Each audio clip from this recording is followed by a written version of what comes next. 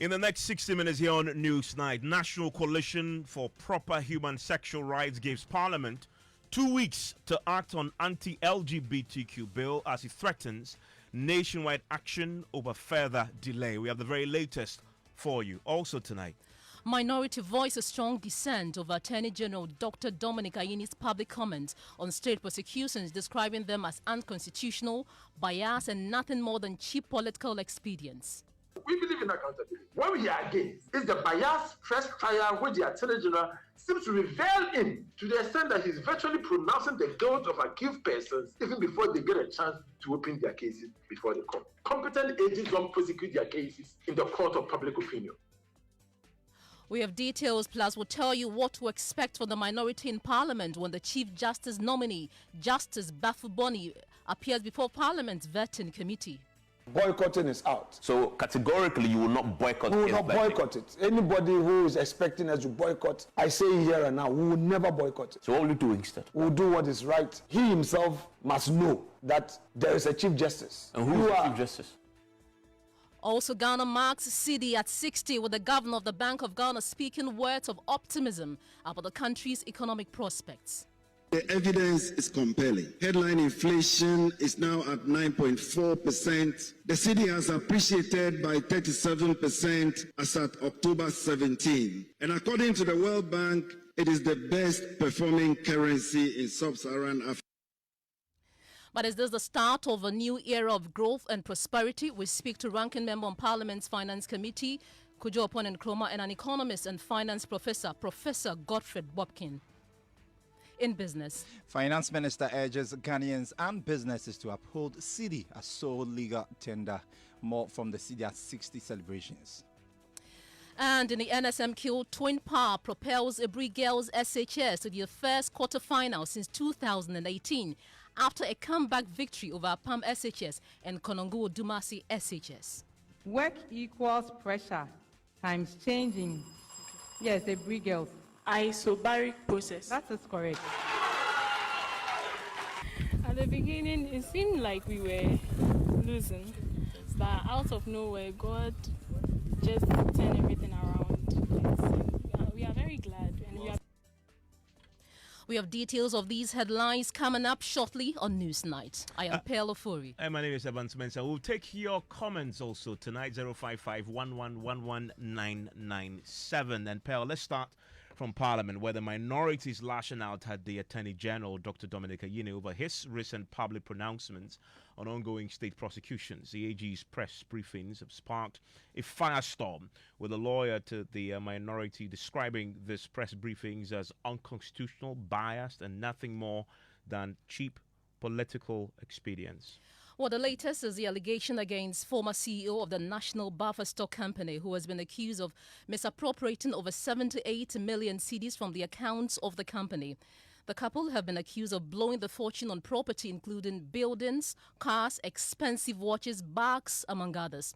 Now, speaking at a press conference in Parliament today, the minority's legal counsel and MP for Suame, John Dako, said the Attorney General's public remarks about ongoing prosecutions amount to pronouncing suspects guilty before fair trial begins. That working free. 200 million. Why is he not talking about that? Why is he forcing the finance minister? When he was involved in a criminal case before the court, he felt the need to withdraw that case, and yet he feels that it's okay to prosecute other people and destroy their integrity even before the people get a chance to open their cases in the court. An accountable government should follow through and collect all the money. These people, I just mentioned, also embezzle. He is not being accountable. He is just engaging in theatrics. He is engaging in populism. He is engaging in politics to destroy the integrity of people. Let's be clear here. We in the minority, we are not against accountability. Indeed, we believe that everyone should be accountable for his stewardship. Indeed, as a government in 2029, the next NPP government will hold the current NDC government accountable. We believe in accountability. What we are against is the biased press trial which the Attorney General seems to reveal in to the extent that he's virtually pronouncing the guilt of accused persons even before they get a chance to open their cases before the court. The AG says he's into this media circus because he doesn't want to be referred to as an incompetent Attorney General because he wasn't an incompetent lawyer. Please, Mr. Attorney General, competent agents don't prosecute their cases in the court of public opinion. Competent AGs prosecute their cases in the court where evidence are subject to strict proof. In criminal trials, he has a responsibility to prove his case beyond reasonable doubt. This is where you go. Put the evidence before the court. Let the lawyers of the other parties scrutinize the evidence.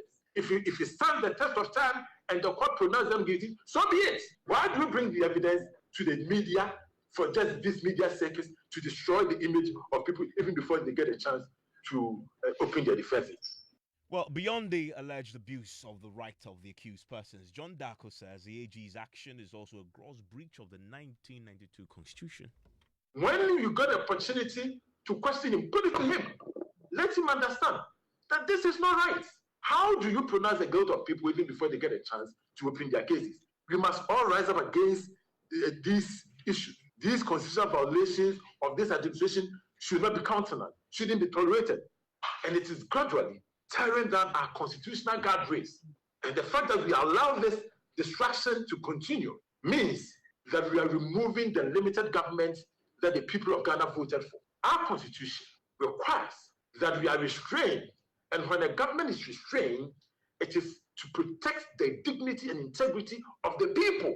What he's doing to Ghanaians, not foreigners. The Constitution requires this. The Constitution stated that you are innocent until proven guilty. That is what Article 19 says.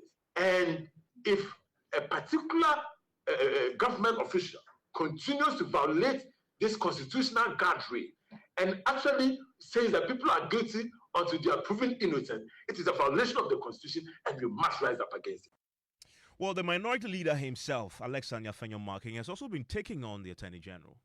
Since they assumed office, apart from the PR, when they are hot, they only come and then announce a so-called corruption, they are investigating someone. That's their playbook now. Anytime government is under pressure, Attorney General would do a press conference. You think that's Attorney General's place is in the court. My respected friend, the MP, who is an Attorney General and his deputy, I want them to know that their place is in the court. But they also owe us a duty to update us, to be transparent. Oh, please. In what you're doing. Please. When they are updating you and undermining the authority of the court and disrespecting the rights of people, pronouncing guilty even before going to court, perhaps they are waiting for Baffoe-Bonnie to become a Chief Justice so that they control the court, which I'm finding, I wonder how they are going to achieve. You're suggesting that if Baffoe-Bonnie becomes the CJ, they'll come. Well, they've said so. They've said so. At least we hear them saying it, that they want their CJ and then they can have their preferred judges. That's what they are saying. But we wait to see. We wait to see. That is why they prefer to be in the media, to talk about people's guilt. But it is not in their place to pronounce guilt. The rule of law requires that go to court, make a case. Well, he was speaking there on PM Express. On the show last night, he stirred controversy by claiming that Gertrude Torkornoo, who was recently removed as the Chief Justice, is still the substantive Chief Justice, and that Baffoe-Bonnie is simply acting. Will you vet Baffoe-Bonnie? Oh, all our casts are on the table. We'll get there. Including not vetting him and boycotting the vetting. Because you are the ranking on that. You are the vice boycotting chair, is the vice out. chair. Boycotting is out. So categorically, you will not boycott. We will not boycott it. Anybody who is expecting us to boycott, I say here and now, we will never boycott it. So what will you do instead? We will do what is right. He himself must know that there is a Chief Justice. He himself must know. And who is the Chief Justice? He knows who is the Chief Justice. No, I'm asking you. You suggested he knows who the Chief Justice is. They only act as an acting Chief Justice. So he knows that he's acting. Yes. He knows he's acting and he knows that there's a substantive Chief Justice. And who is that? The lady has a case before you. You know that you are to empanel. If you want to rule, empanel the court, determine the matter, and then bring a finality, then we can talk. You're saying that Gertrude Torkornoo is still the substantive CJ? Well, it is to be known by him that it is the case. The woman has a case before you challenging the processes. You've refused to empanel the court. But the warrant of the president is final. The president has discharged his constitutional duty. Yeah. I'm not talking about the president. So I'm talking about the processes. Listen to me. I'm talking about the processes and her rights as a citizen of Ghana and a public office holder.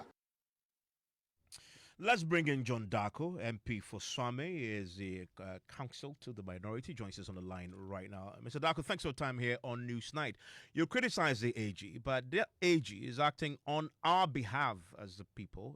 We are entitled to transparency. That's exactly what he's doing. What's wrong with that? I explained earlier today. Well, it's okay that sometimes it's fine. The AG will want to update the people of Ghana. But what is the content of the message? If the AG came to tell the people of Ghana that, look, we have in the court, let's say, 5 cases against person A, person B, we present our evidence before the court, and we believe that at the end of the prosecution, we will win our case. That will not be an issue. But when the AG, as the Attorney General, comes out to more or less sit in judgment, and declare people guilty before they have opportunity to even open their defenses in court, that is not updating the people of Ghana. That is actually, giving judgment. That is violating the right of the people involved. Because, as we stated earlier, the Constitution presumes you are innocent, and that it is the responsibility of the Attorney General to prove your guilt. And so any attempt by anybody in trying to tell the people of Ghana want to be accountable, want to inform you, okay, any attempt in more or less pronouncing the guilt of the people involved, okay, goes beyond the boundaries of just giving information. Well, the Attorney General pronouncing the guilt of the people involved. The Attorney General cannot do that. It's only a court of competent jurisdiction. And in fact, if any of the individuals believe that their rights have been infringed upon... Why does he call people criminal looters? On what basis does he call people that they're engaging in criminal enterprise? On what basis does he call people engaging in criminal syndicate? It's an opinion he's expressing. It's an allegation. And that is a very dangerous opinion coming from the Attorney General, who, as I said, is the head of the bar. Even here, young lawyers are told that when a case is before court, you shouldn't be discussing the case in the media. Well, the cases is discussed are not before the courts. He gave us an update before he went to the court. Case not in court? Is Adubuahi's case not in court? Is Rotumi's case not in court? All these cases are in court. At the time that he gave the first update, he was yet to file the Dubai case. In fact, even this last update he gave, the specific case that he told us he was just about to file, he was holding the charges and had not filed yet.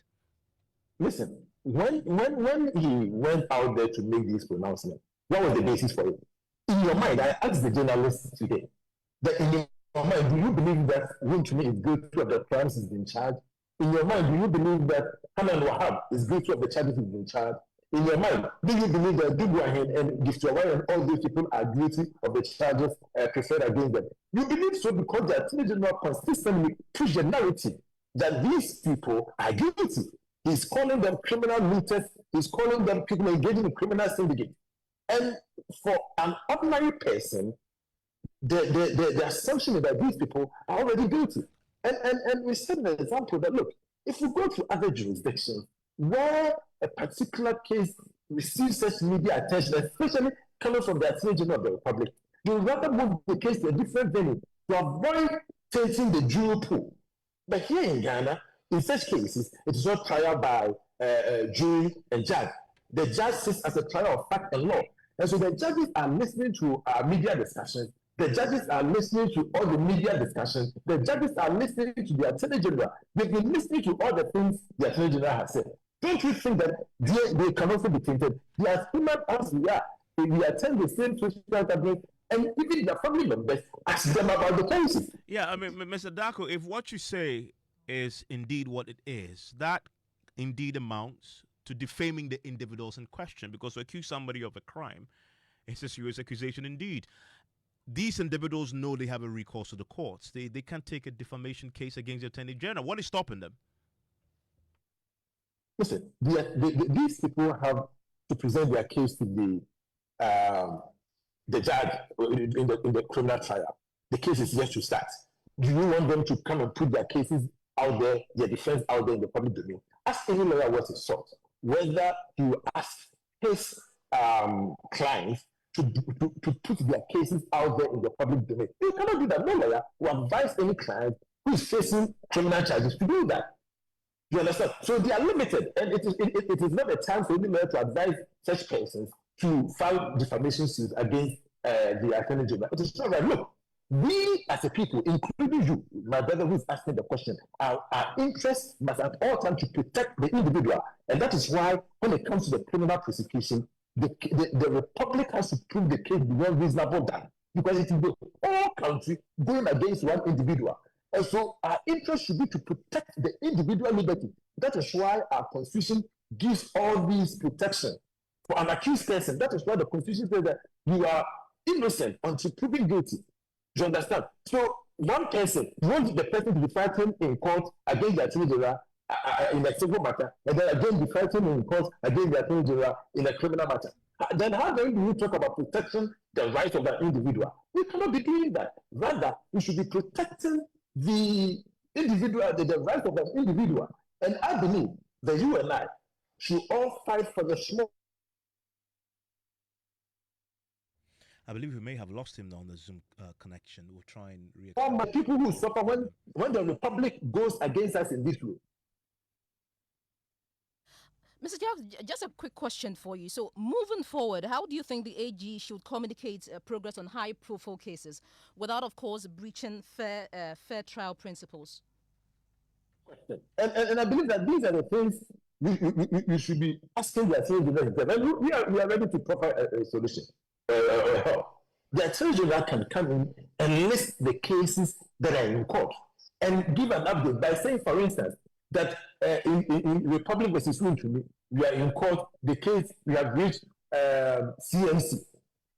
Or we come back to, in case of Republic versus Abdul Hanan, we are in court, we have reached, the prosecution has finished its case. We are yet to open the defense of the accused person. We can give us this regular update without going into the details, because this is not where you bring the facts. What if at the end of the day, any of these people, okay, are not convicted? What then becomes the destruction of their reputation in the media? How do they go back to repair? Because look, it is not certain that they are going to win these cases. It is likely that they will lose.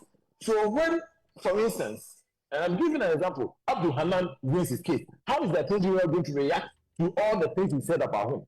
What if in the case of Untrumi, he wins the case? What is he going to say about him?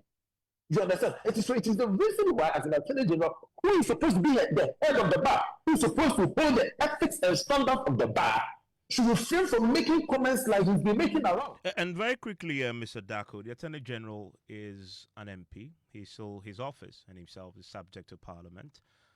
What do you tend to do beyond the press conference? Well, I mean, of course, as minority, we continue to let the people of Ghana know these violations. We continue to bring these violations to the attention of the public. And at the appropriate time, if it continues, we have to advise ourselves. And what does that mean when you say advise yourself? Well, I mean, when the advice comes, we communicate that to the public. Thank you very much. John Dako there is MP for Swami constituency. So live, your news night is on Joy 99.7 FM. And there's a press conference that has been happening in the last hour. And the National Coalition for Proper Human Sexual Rights and Family Values, they have given Parliament a 2-week ultimatum to forward the Proper Human Sexual Rights and Ghanaian Family Values Bill to President John Dramani Mahama for assent. At a press briefing earlier, lead convener of the coalition, Moses Fuamweni, said they will not tolerate further delays after years of political back and forth on the bill. As Mahama Yarika has stated, the bill has already been passed. Honorable Majority Leader and Speaker write a covering letter, transmit it to the President. Within 2 weeks, we have stated that. That should be very easy to do that. If they don't, then we know that they are playing games with all of us. And then let the bill go through the normal process and then let us pass it. Or let the President, if it is given to him, as he's indicated, and I've interacted with the Attorney General, late as September, I spoke to him when he was in Rome, and he gave me the impression that once he returns, he was going to speak to those who had introduced the private members bill, because according to him, the Speaker was worried about having two bills in. So you wanted one withdrawn so that they can introduce the public bill from the Attorney General. So we're putting them, holding their feet to the fire. So if it has been passed, as Honorable Ayine is saying, then transmit it to the President, let him sign it. If he hasn't, then Mr. President, 10 months is long enough. Let your Attorney General introduce the bill as a public bill. And by the way, so much work was done. So it doesn't need too much. And the current Attorney General was very much involved in the bill that was passed on the 28th of February 2024. So if he's supposed to bring it, all we have to do is bring back the provisions in respect of the care, treatment, and support, and then the flexible sentencing policy, which were removed, and then we are there. So that shouldn't take too long, at most a month. That should be done. So we're holding their feet to the fire, and those are the options that we're giving to them. But this is a faith-based organization. We want to be respectful, so we'll engage them. And whatever transpires, we'll give Ghanaians a weekly or bi-weekly, breakdown of what the engagement is like. If people are refusing to schedule the coalition for meeting the president, we will tell Ghanaians, and the next stage of actions will also be put out to Ghanaians. I was actually coming to ask you what you do if these timelines are not met. What we will do is, as I've indicated, we will engage, and I don't think that they will not listen. But the ultimate is that we're going to pray. And I know my God listens. Well, Kenneth will join us pretty shortly because Kenneth was at the news conference, and I believe he is on the line with the very latest from that news conference, Pell. Well, Kenneth, we heard you speak to Moses Fuamwini, and he said they will engage. Can you tell us more about that?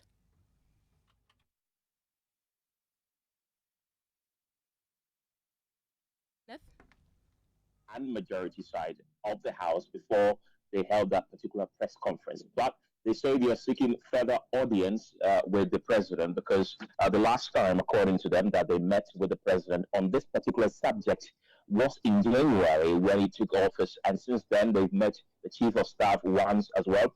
And there's been a series of assurances that the president is going to, assent to this bill. But now there's a new twist because Parliament, through the speaker, is saying that the bill has expired because it died with the 8th Parliament. It will be interesting to find out from them what really their next line of action was, because when I put that question forward to them, they said that if it has been reintroduced into Parliament, the lead sponsor of that particular bill, John Intim-Forjo, has given the assurance that he will ensure that it is followed through and is eventually signed. So they are mounting pressure on government, they are mounting pressure on Parliament to ensure that this bill, come what may, is passed. And Kenneth, is there any indication that they may be prepared to hit the streets to demonstrate? So I asked that question as well. They said they are a Christian, organization. It's a gathering of Christians. So that is not off the table yet, but they have not been categorical about whether they will hit the street if that 2-week ultimatum expires eventually. But what they've told us is that they're going to continue to give us updates when the timeline elapses. They're going to give us update on their next line of action. But as we speak right now, nothing is off the table, which could possibly include hitting the street. But they've not stated that categorically as we speak. Thank you very much, Kenneth. There. And Pell, in Parliament today, the Speaker gave a ruling on the subject of whether or not the bill has been passed.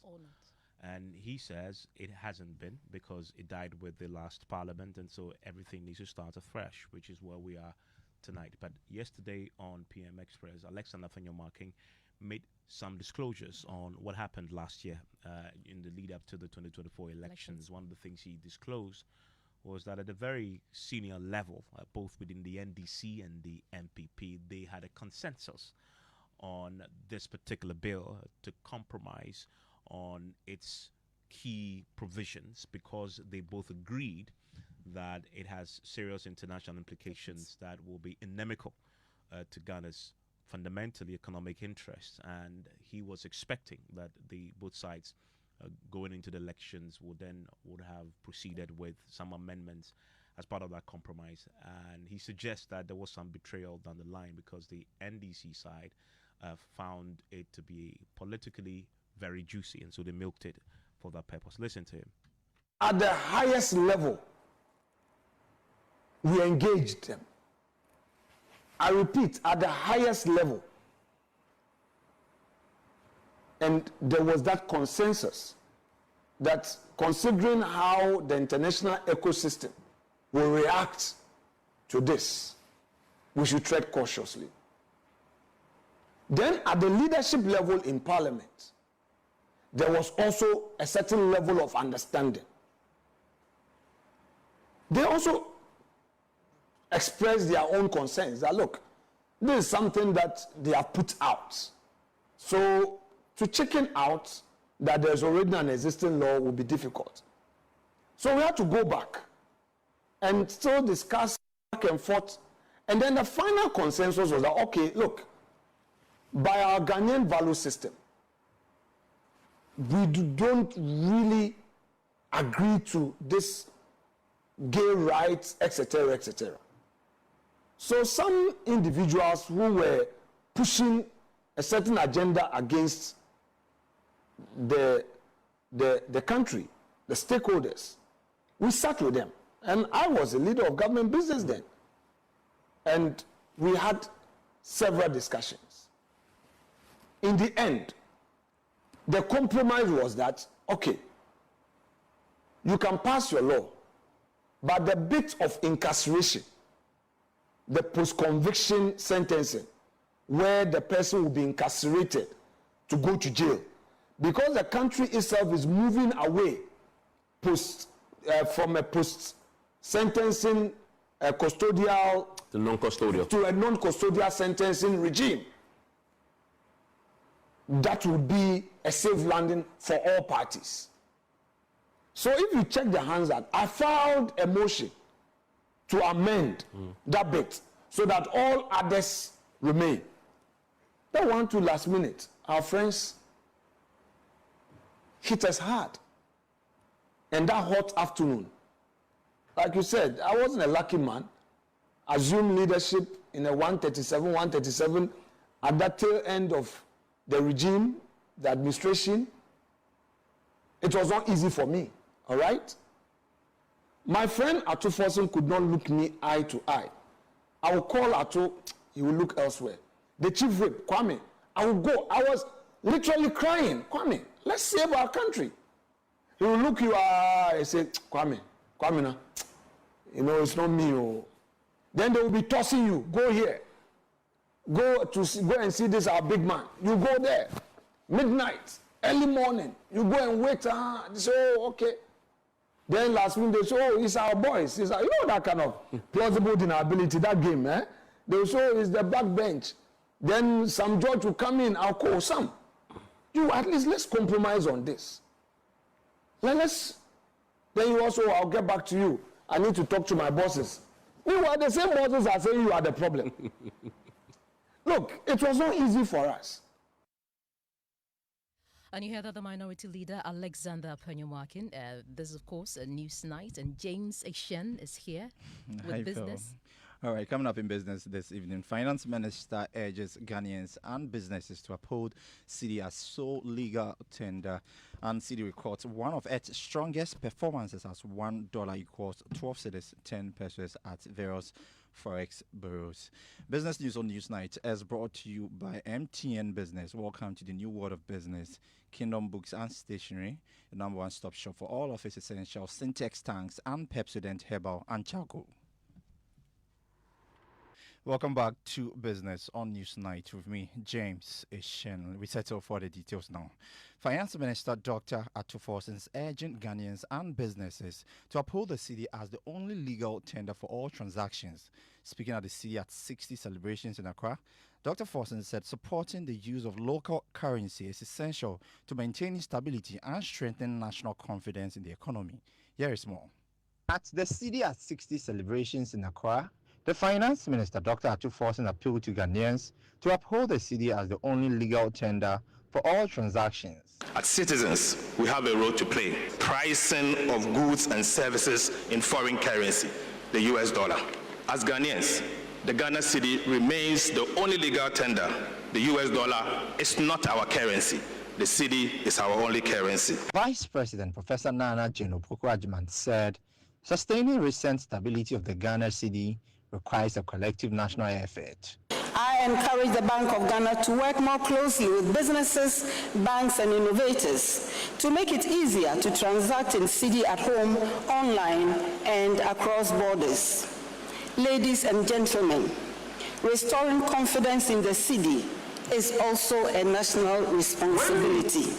The governor of the Bank of Ghana, Dr. Johnson Isiama, said the country has turned a decisive corner with evidence of sustained gains in the performance of the cedi. Under the leadership of His Excellency John Dramani Mahama and Her Excellency the Vice President, and through coordinated, difficult, but necessary policy actions, I'm happy to say that Ghana has turned a decisive corner. The cedi at 60 celebrations mark 6 decades since Ghana introduced its national currency.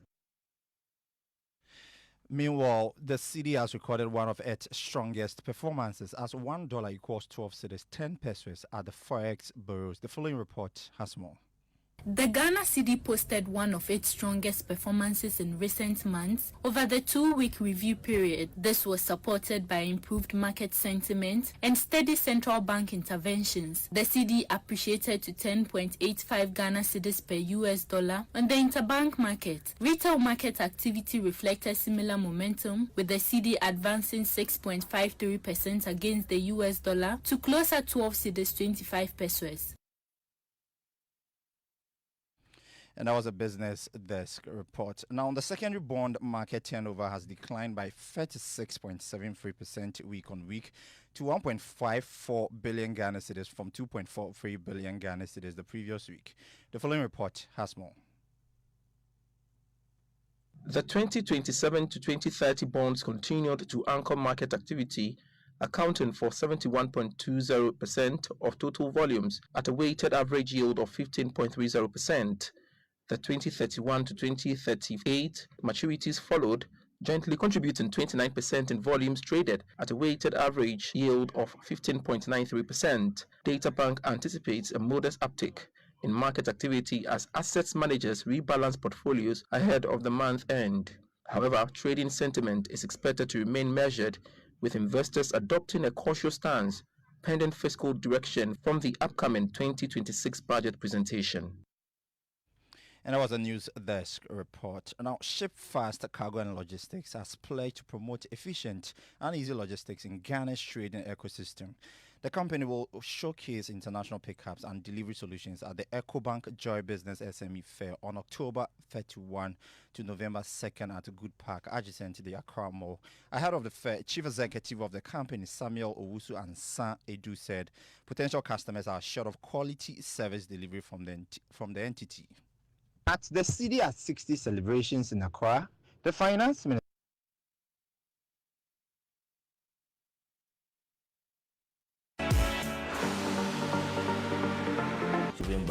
See you there.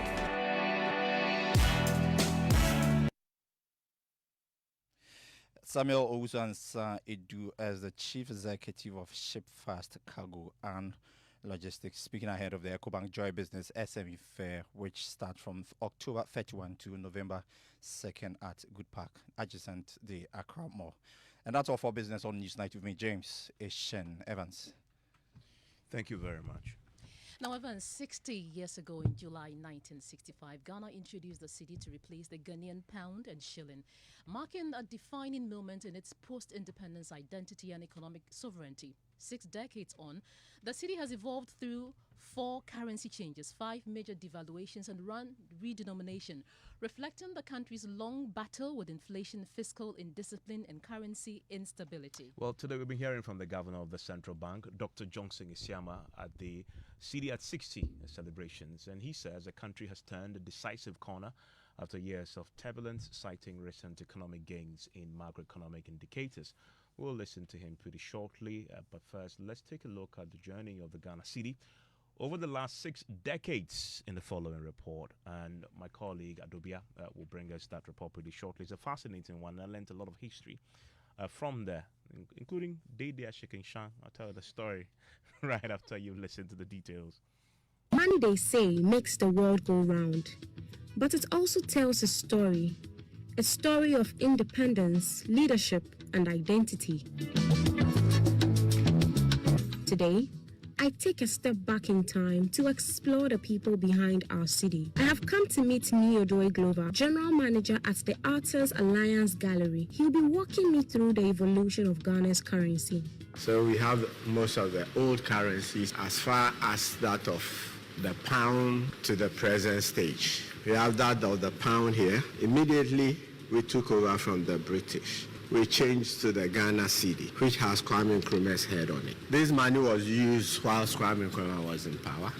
But Nkrumah's presence on our currency was short-lived. After his overthrow in 1966, his image was removed, reflecting political shifts and historical rewriting. We started moving into other currencies. Ghanaian currency has since become a canvas for honoring national heroes. The 50 pesos coin celebrates Rebecca Nadede Aite, a businesswoman and activist who helped finance Ghana's independence. She was an entrepreneur. Then she was popularly known for selling flour, for baking bread. Okay. She helped in the fight for the independence. Very necessary. We can't do away without our women. Yeah. Our women are very important in all parts of our life.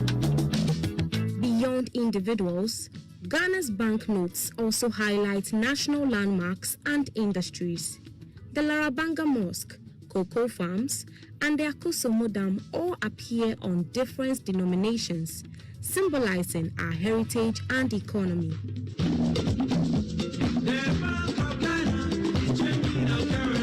A major currency change came in 2007 under President John Kufuor, when the Bank of Ghana restructured the cedi, removing 4 zeros.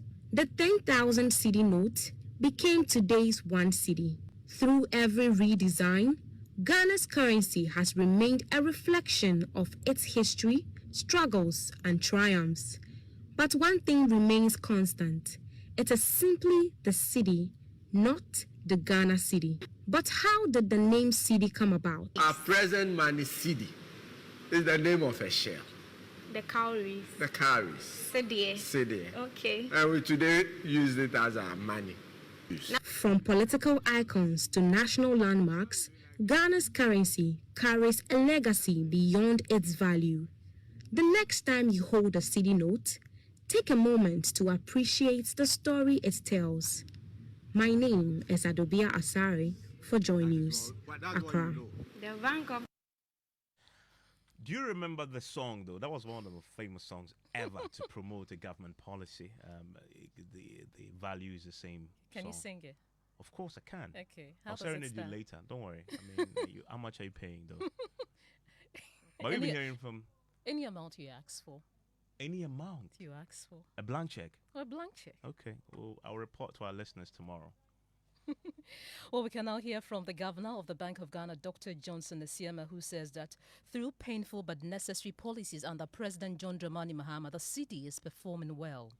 Under the leadership of His Excellency John Dramani Mahama and Her Excellency the Vice President, and through coordinated, difficult, but necessary policy actions, I'm happy to say that Ghana has turned a decisive corner.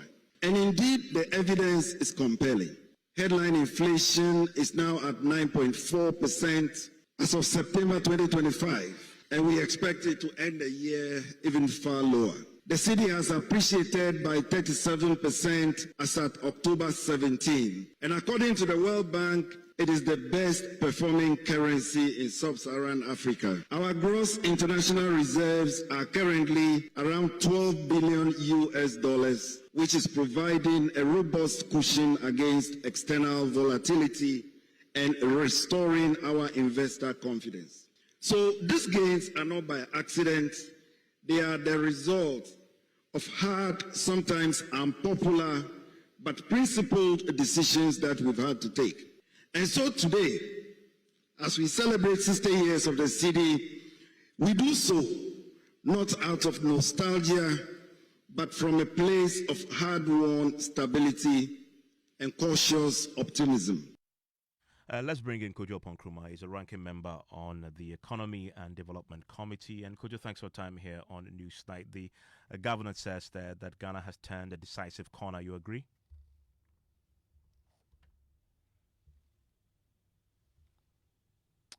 Hello, Mr. Oppong Nkrumah, can you hear me? Okay, we don't seem to have his attention there. But on the subject of this very fascinating report, we want to catch the full report of the history of the city.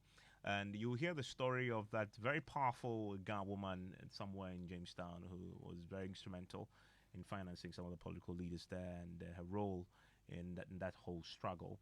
And her name is the thing that really got me, Dede Ashikinshan. Ashikinshan is flower. And so I'm pretty sure you had the historian there talk about flower.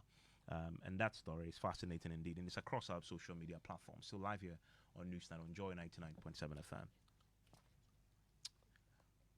And when we get Oppong Nkrumah, we'll bring him to you.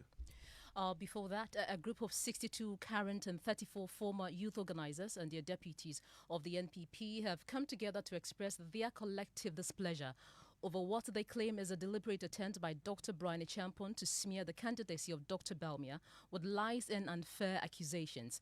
According to the group, Dr. Acheampong in his campaign in the Ashanti region consistently accused the former vice president of the party's defeat. However, the group believes that Dr. Acheampong's actions and inactions were major contributions to the party's electoral misfortune, which he refuses to accept. Now, speaking at a press conference today, Bright Nyampong stated that Dr. Acheampong's attempt to purchase Senate hotels and his performance as a Greek minister were major reasons for the party's defeat in the 2024 polls. He has failed to appreciate the fact that his actions and deeds contributed anomalously to the party's electoral defeat in 2024. Please join me as I take you through some of his utterances, some of his actions that we believe led to our defeat in 2024 election. First on the list is conflict of interest and the Senate hotel controversy. Ladies and gentlemen, you agree with me that during the 2024 campaign, instead of the party foes and then the communicators going around campaigning for our candidate and then they're selling the good legacy that His Excellency Nana Addo Dankwa Akufo-Addo and his able vice president did for those nations, we were rather defending some of the actions and utterances said by then Brian Acheampong. The attempted accusation of majority shares in Senate hotel by Dr. Brian Acheampong, and I believe you all remember, while serving as a Minister of State, constituted a serious breach of public interest and major contributing factor to the defeat of the new patriotic party.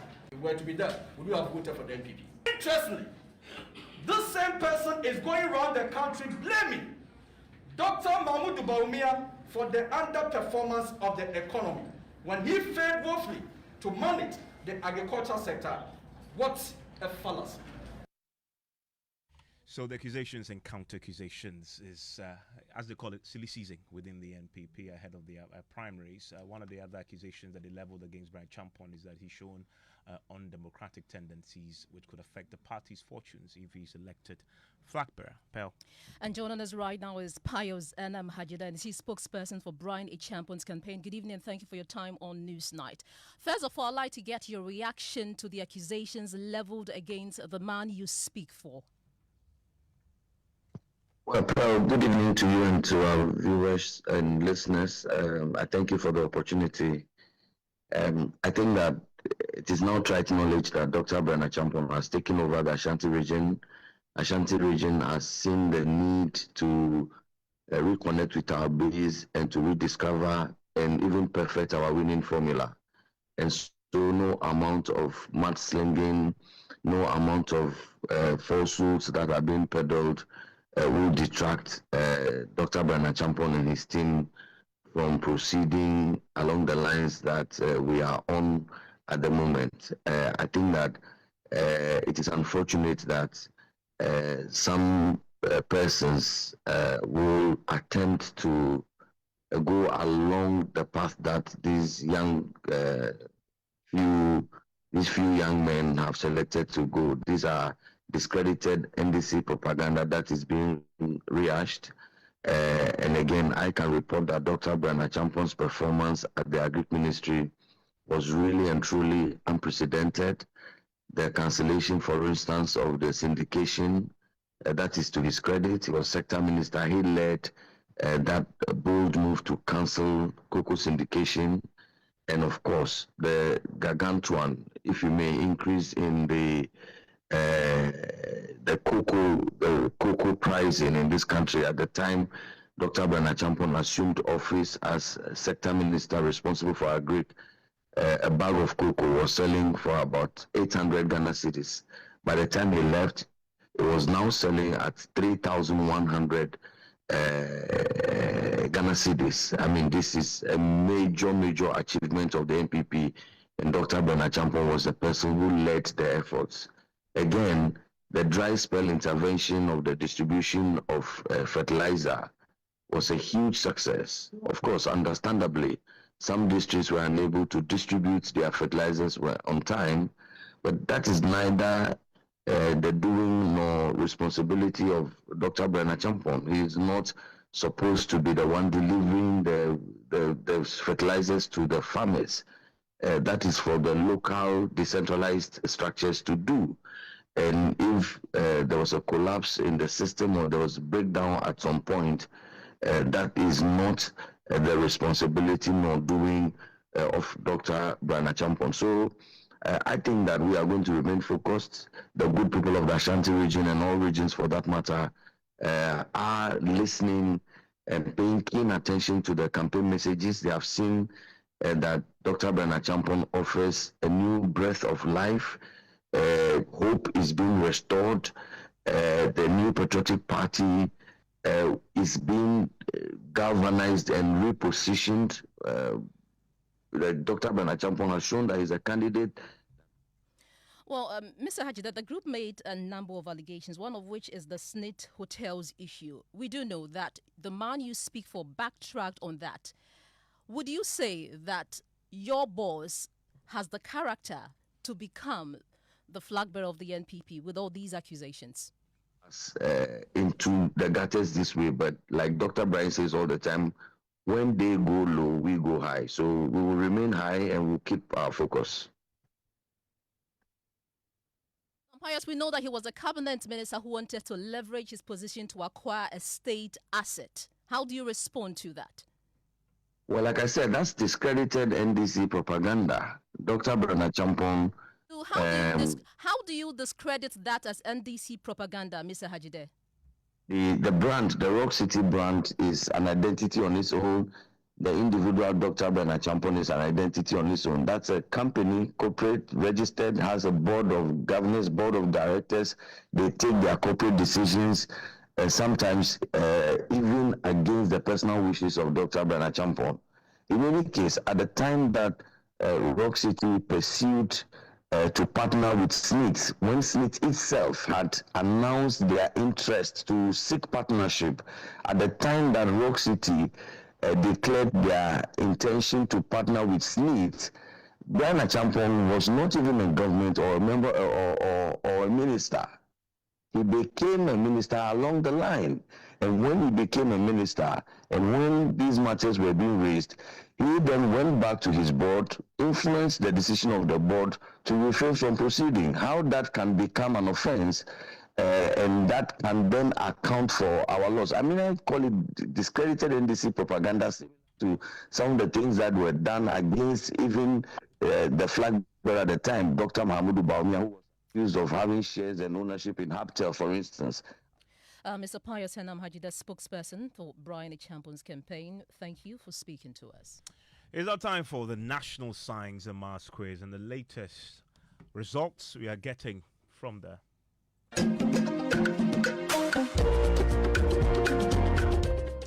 Well, Twin Power, they say, propelled the Aburi Girls Senior High School to end a 7-year wait for a quarterfinal appearance in the NSMQ after mounting a thrilling comeback to eliminate Apam SHS and Konongo Odumase SHS in their 1/8 stage contest. Now, the Beposohan ladies, who last reached the quarterfinals in the 2018 contest, showcased remarkable teamwork and composure against their fierce contenders, Apam SHS and Konongo SHS. My colleague Collins from Pong has more. Work equals pressure times changing. Yes, the Aburi Girls. Isobaric process. That is correct.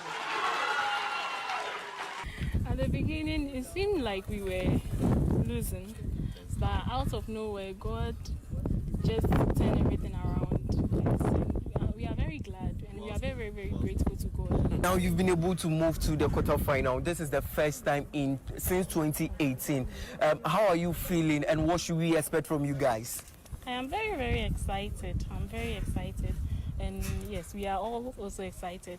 And we want you to expect the best from us this year. Yes. All right, thank you. Let me hear from you, Mommy. You led the team. You have right. Okay, don't worry. Right.